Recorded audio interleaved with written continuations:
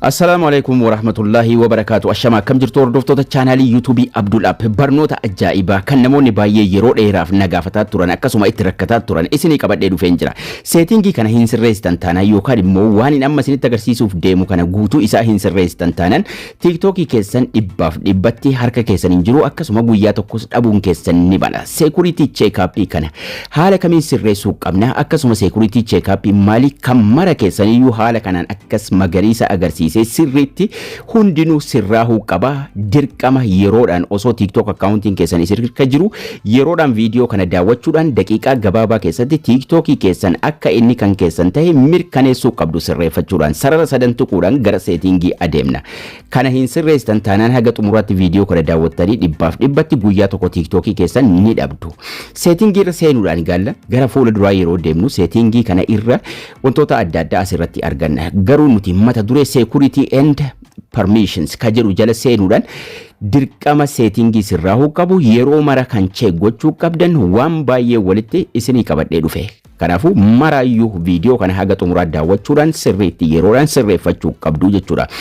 accounti itti aanee security and permission waan jedhu asitti arganna account security and permission kanarra yeroo seentan lammaffaa irratti security check up waan jedhu jala seenuudhaan ilaaluu qabdu security check up jala yookaan immoo eegumsi TikTok keessanii hagam jabaa akka ta'e yookaan immoo hagam sirreeffattanii akka jirtan maal akka sirreessuu qabdan security check up kana jalatti isinitti agarsiisaa jechuudha kanaafu two step verification wal qabata lakkoobsa bilbilaatiin emailiidhaan waan baay'ee wal qabata waan ta'eef security check up kanarra tuqachuudhaan gara fuula duraa deemuudhaan yeroodhaan sirreeffachuu qabdu kan nama baay'ee raayitii tokko yookaan immoo lama godhee jira kanaafu TikTok keessanii irratti security check up kun marti isaa green tahee taa'uu qaba amma wanni diimaan itti isinii mare kun marti isaayyuu waan sirraahuu qabu habba afurtu jira jechuudha ka jalaa yookaan immoo ka gara gajjallaatti habbaan sadii immoo raayitii blue godhee jiru sirraa'ee jira yookaan immoo sirriidhaa guutamaadha yookaan immoo sirrahaadha jechuudha magariisa blue tiki ittinuuf godhee jira waan ta'eef kanaafu kadiimaadhaan jiru kun maalinni akkabitti sirreessina kadiimaadhaan jiru maali badiin isa jedhu mara isa waliin ilaallaa jechuudha kun sadan sirraa'ee jechuun TikTokin keessan sirriidha jechuu miti ka gubbaa arfan sun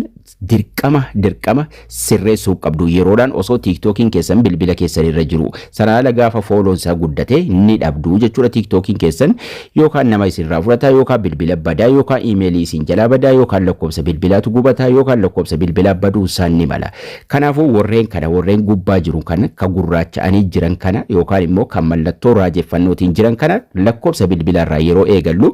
lakkoobsa bilbilaa jira emailii jira two step verification passkey jira lakkoobsa bilbilaarraa eegaluudhaan akkamitti sirreessina lakkoobsa bilbilaa raajeffannoo godhe jechuun lakkoobsa bilbilaa hin qabu TikTokin keessa yookaan immoo lakkoobsi bilbilaa ittiin guutamneedha lakkoobsa bilbilaa itti guutuudhaan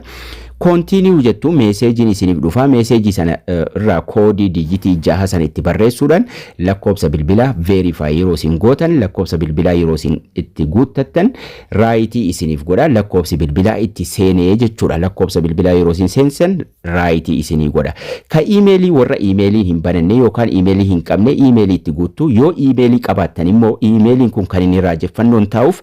verify hin godhamne jechuudha kanaafu verify gochuudhaan emailii keessan sanarratti koodii digitii 6 ka emailii irratti isinii ergamu san itti guutuun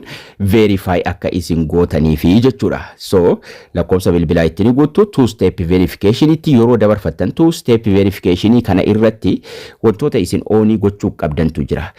akka carraa ta'ee bilbilli keessa yoo bade emailii sun yoo bade yookaan immoo emailiif passwordii fayyadamuudhaan yookaan lakkoobsa bilbilaa itti dabaluudhaan turn on ka jedhu kana tuquudhaan two step verification san oonii gochuu qabdu lakkoobsa bilbilaa yoo hin qabaanne skip ka jedhu ka gubbaa tuquudhaan passwordiidhumaaf emailii qofatti raayitii gochuudhaan oonii gochuu dandeessu jechuudha akka carraa ta'ee namni passwordii keessan qofa osuma qabaate itti seenuu akka inni hin dandeenyeef jechuudha so trusted device bilbila amantanis irra galchuudhaan oonii gochuu ni dandeessu rakkinaa miti bilbila kana niin amana jettanii bilbiluma ofirkaa qabdan yookaan kan saahibas irratti login gochuudhaan galchuu ni dandeessu jechuudha kanaafu wantoonni as jala jiran kun haga isin sirreessaa deemtanii two step verification oonii ta'e passkey yeroo dabarfattan passkey kun ashaaraadhaa fi fuula keessaniin yookaan immoo fingerprintidhaan yookaan piiniidhaan oonii gochuu qabdu. Piiniin sun eessarra isinii ta'a? Googilii keessanirra, Googil akkaawuntii keessanirra isinii ta'a. Akka carraa ta'ee bilbilli sun badee paaswordii dhabdan yookaan iimeelii dhabdan paaskii iimeelii keessanirra jiruunis seenuu ni dandeessu. Paaskiin kun Googilii irratti seef tahee ta'a waan ta'eef ashaaraa keessanii yookaan fuula keessanii yookaan piiniidhaan paaswordiidhaan gootanii sirreessuu ni dandeessu jechuudha. Kanaafuu walumaa galatti iimeeliin oonii ta'uu qaba, iimeelii qabaachuu qaba, qabaachuu qofa osoo hin taane verify ta'uu qaba. Two step verification your device security checkup paaswordii isaa beekuu qabdu. Yoo paaswordii isaa hin beekne paaswordii asumarratti osuma bilbilli sun harka keessan keessa jiru forget jechuudhaan sirreessuu ni dandeessu jechuudha. Kanaafuu walumaa galatti lakkoofsi bilbilaa raayitii gochuu qaba. Maaliif yoo lakkoofsi bilbilaa bade iimeelii fayyadamtu, yoo iimeeliin bade paasword lakkoofsa bilbilaa fayyadamtu waan ta'eef lachuu sirriitti qabaachuu isaas isinitti agarsiisa security check-up kana jalatti jechuudha. Paaswordii itti gootanii qabaachuu qaba. Two step verification sunis itti galee jiraachuu qabaa jechuudha. Inni kan isin baatii keessaa yookaan torban 2-3 keessaa kan isin check gochuu qabdan sararuma sana tuuxanii gara seetingii TikTok irra deemuudhaan asuma security and permission jala seenuudhaan eenyutu na wajjin fayyadamaa jira isa jedhus security alert ka jedhu sanarra seenuudhaan security alert sana ilaaluu qabdu. Dabalataanis your device keessa seentanii eenyutu na wajjin jira isa jedhus ilaaluu qabdu. Maaltu rakkinni jira? Security alertiin isin beeksisa bilbila akkamiitu isin jala jira isa jedhus isin beeksisa. Bilbilli isin hin beekne yoo keessa jiraate ifirraa baasuu qabdu jechuudha. Walumaa galatti remove gochuu qabdu. Irra tuuxanii bilbila kana ani hin beeku narraa baasii eenyutu na wajjin fayyadamaa jira isa jedhu security jala argachuu ni dandeessu. Security check-up jala seenuudhumaan salphaatti security alert jala your device jala seenuudhaan akkasuma two step verification kun oonii ta'uusaas check gochuu sirriitti ilaaluu qabdu jechuudha. Walumaa galatti wantoota kana sirreessitanii raayitii godhee jira taanaan bilbilli keessan yookaan TikTokiin keessan harka keessan jira. Namni takka isin irratti seenuu hin danda'u. Osuma bilbilli keessan seenee bilbila biraarraayis yeroodhaan deeffachuu ni dandeessu. Isinin jedhaa barnoonni keenyas kana fakkaata. Akka irraa baratan abdii guddaan qaba. Laayikii sheerii gochuu hin dagatina. Haga barnoota kutaa itti aanu walitti deebinutti turtii gaarii.